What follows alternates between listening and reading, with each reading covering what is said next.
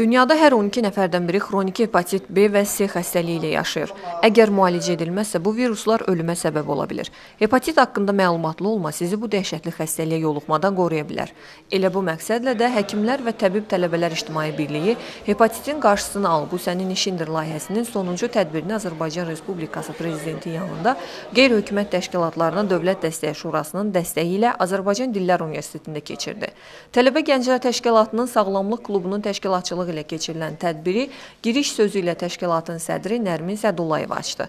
Daha sonra layihə rəhbəri Aqil Abbasov tədbir iştirakçılarına layihə barəsində ümumi məlumat verdi. Təşkilatımız 2010-cu ildən Ümumdünya Hepatit Alyansının üzvüdür və Ümumdünya Hepatit Alyansı hər il hepatitlə bağlı profilaktik tədbirlər görür və profilaktika üçün təbliğat məqsədi ilə, maarifləndirmə məqsədi ilə müxtəlif şüarlar əsasında layihələr hazırlayır. Səhiyyə Nazirliyinin nümayəndəsi Sərxan Şükürov virus hepatitləri barədə sosial əhəmiyyətli geniş məlumatları tələbələrə çatdırdı və tələbələri maraqlandıran sualları cavablandırdı.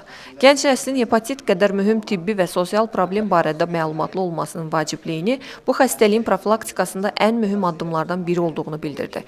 Tədbirdə tələbələrə hepatitlə bağlı faktları əks etdirən bukletlər də paylandı.